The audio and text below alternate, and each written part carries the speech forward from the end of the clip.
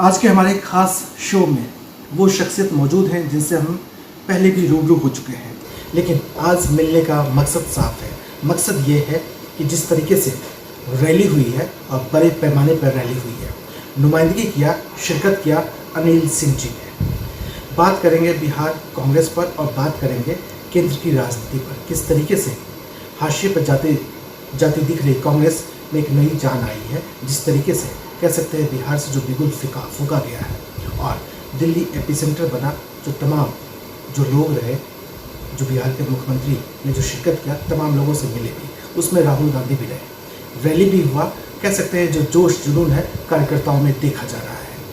हमारे साथ वो शख्सियत मौजूद है जिनके शब्द, जिनके हुंकार कह सकते हैं कि सूबे ही नहीं देश के गलियारों में भी गूंजते हैं। अनिल सिंह तारुफ ये भी है कि बड़े और दिग्गज कांग्रेसी नेताओं में शुमार रहे हैं, बड़े पद पर भी रहे हैं और इस बीच में जो कवायद चल रही है विपक्ष को एकजुट करने की, कांग्रेस उसमें एक अहम कड़ी है और ये जो कार्यक्रम हुआ है कह सकते हैं बहुत सफल कार्यक्रम रहा। तो आगे का नज़रिया क्या है, क्या देखते हैं अनिल सिंह जी और आगे की प्लानिंग क्या है, खुद इनके ही शब्दों में। अभी जो राहुल जी का पदयात्रा चल रहा है, इस कार्यक्रम के पहले दिल्ली में महंगाई के खिलाफ, बेरोजगारी के खिलाफ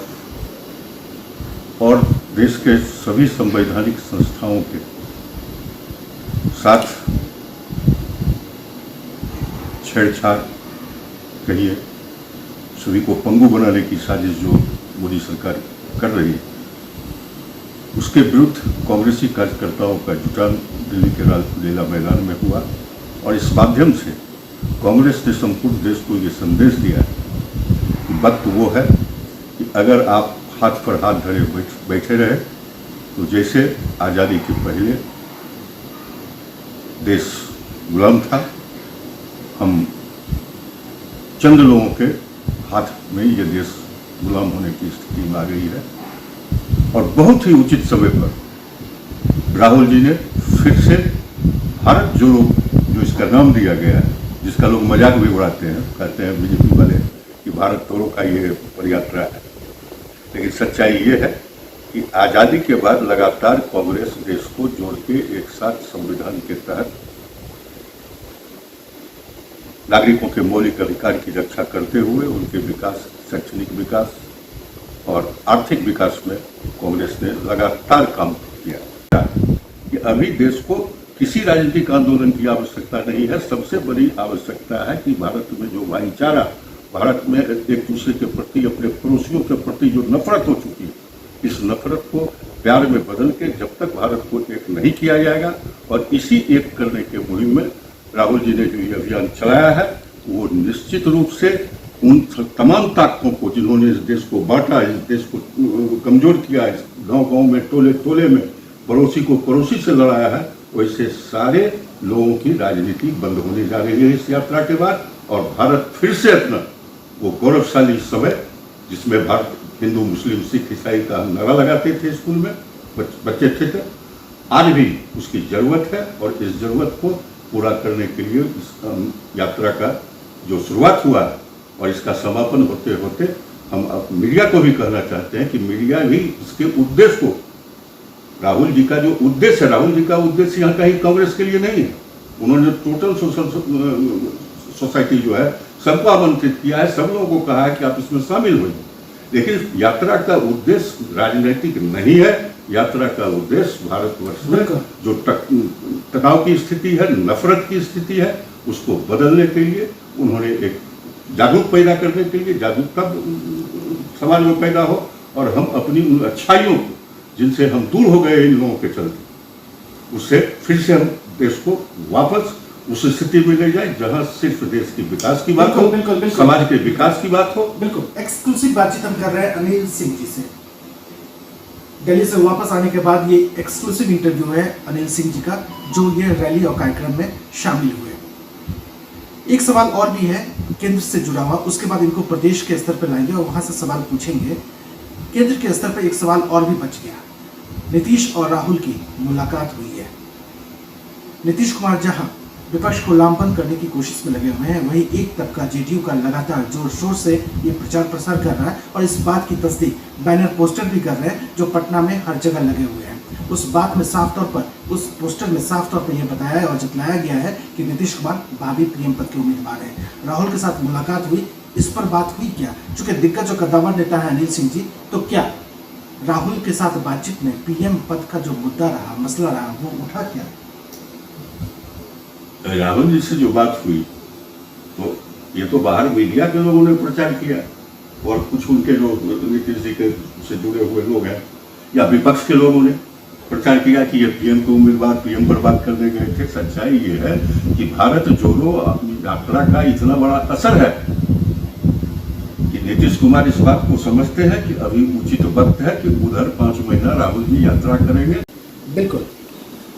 हमने शुरुआत में कहा कि इनके हुंकार, इनके शब्द सिर्फ गुंजायमान सूबे में नहीं है, देश के स्तर पर भी है। और जिस तरीके से कांग्रेस का ये कार्यक्रम हुआ है, कह सकते हैं बहुत सफल कार्यक्रम भी रहा और जज में रहे अनिल सिंह जी। कुछ दिनों पहले हमने इनका इंटरव्यू भी किया था, उसके बाद सरकार बदल गई, नीतीश कुमार विपक्ष का चेहरा बनने की कोशिश में लगे हुए हैं, कवायद में लगे हुए हैं। अनिल सिंह का भी जो बॉडी लैंग्वेज है बहुत बदल गया है। सरकार बनने के बाद अब केंद्र की तरफ भी इन लोगों का जो अंतरात्मा की जो आवाज़ है वो साफ तौर पे ये दिखाई दे रहा है कि 24 में शायद मोदी जी वापस ना आ पाए। लेकिन इस बीच में बीजेपी की तरफ से हमला भी हुआ, कहा गया कि जो भारत जोड़ने की बात है, भारत तो जोड़ा हुआ है, अगर इन सबको जोड़ना ही है तो पाकिस्तान जाके जोड़े। क्या कहना चाहेंगे कांग्रेस के दिग्गज और कद्दावर नेता अनिल सिंह जी? आज़ादी के आंदोलन के समय जो आंदोलन हुआ उसमें अफगानिस्तान, बर्मा, अब जिसको आप अखंड भारत अभी बीजेपी कहती है, सारे लोगों के साथ ये आंदोलन अंग्रेजों के खिलाफ हुआ था, संपूर्ण भारतवर्ष को आज़ाद कराने के लिए। लेकिन आरएसएस जो सभा जो इसका पार्टी संगठन है बीजेपी का और मुस्लिम लीग, इन दोनों ने उसी समय भारत तोड़ो के लिए एक हिंदू राष्ट्र की मांग करने लगे, एक पाकिस्तान की मांग करने लगे और इसका परिणाम हुआ कि अखंड भारत एक साथ आजाद तो हुआ, लेकिन उसके टुकड़े हो गए जो पाकिस्तान और बांग्लादेश के रूप में आज भी विद्यमान है। तो उस समय से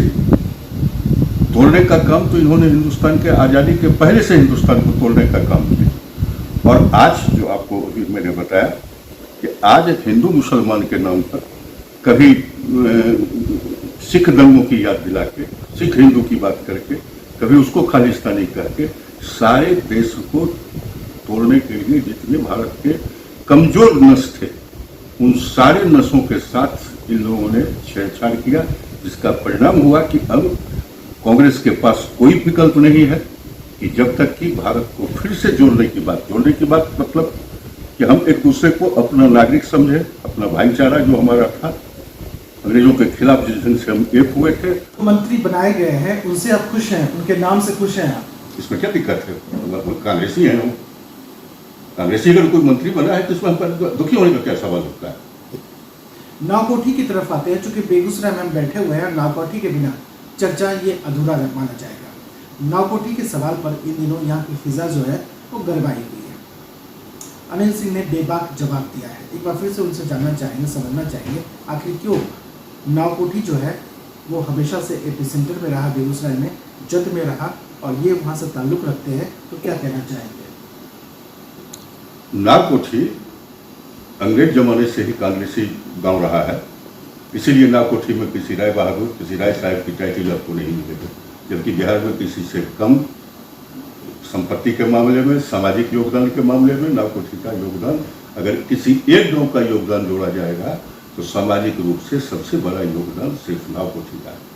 लेकिन चूंकि श्री बाबू की कर्मभूमि रही, श्री बाबू का नावकोठी परिवार से बहुत पुराना संबंध, श्री बाबू वकील भी रहे नावकोठी के, जिस समय वो वकालत करते थे। श्री बाबू जब राजनीति में आए तो श्री बाबू को सब दिन राजनीतिक सहयोग, संरक्षण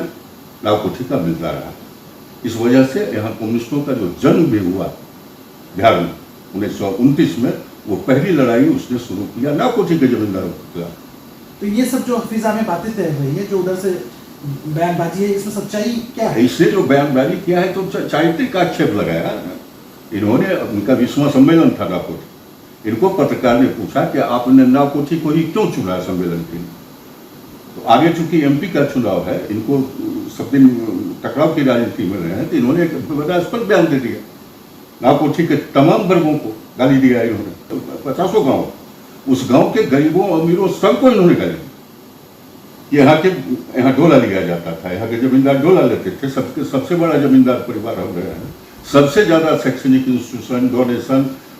दलितों के बीच जमीन वितरण। धुआं कहीं अगर है, कुछ तो चिंगारी वगैरह कहीं ना कहीं कुछ होगी, या इस तरीके की जो वाकई है, चर्चा है, इसका आधार क्या है? कम्युनिस्ट पार्टी ये समझ रही है कि यहाँ 2 एमएलए उसका जीता हुआ है, बिहार में सिर्फ 2 एमएलए उसको, एक एमपी सीट के लिए वो यहाँ विवाद फिर से इस ढंग का फैलाना चाहती है जिससे जातीय तनाव हो, ये हो, जबकि उसका कोई असर, चूंकि ऐसे परिवार पर, ऐसे गांव पर उसने आरोप लगाया है जिसके चरित्र पर उंगली उठाया ही नहीं जा सकता है,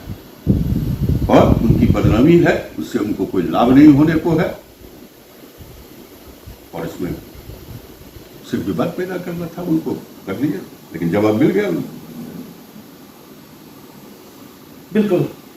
जिस तरीके से बेबाक तरीके से अनिल सिंह कहते हैं, बताते हैं और जताते हैं, आज ये स्पष्ट हो गया कि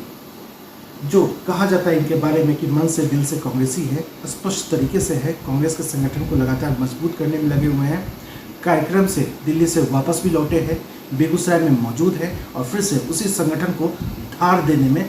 जुटे हुए हैं अनिल सिंह जी। नावकोठी के वाक़ये को लेकर भी बड़ा मुखर है और कहते हैं ये सब जो बातें हैं जो फिजा में तैर रही है, उन बातों का कोई आधार नहीं है, अनलगढ़ आरोप है ये, और ये सिर्फ और सिर्फ मिथ्या आरोप है, जिसमें कोई सच्चाई नहीं है। जो नावकोठी की जो स्थिति रही है वो हमेशा से सभी वर्ग, जाति, संप्रदाय को लेकर चलने की रही है, और जो तमाम लोग रहे वहाँ पर एक दूसरे के साथ घुल मिलकर रहते रहे। तो बेबाक तरीके से जो आज अनिल सिंह ने बयान दिया है, जो बताया है, वो जताता है कि सिर्फ पार्टी कांग्रेस को ये मजबूत नहीं कर रहे, बल्कि जो बिहार में जो संगठन की धार थोड़ी कुंद भी पड़ गई है, उसको भी मजबूत करने की कवायद में जुटे हुए हैं। कैमरामैन संजीव के साथ मैं मिलेंदु मिश्रा।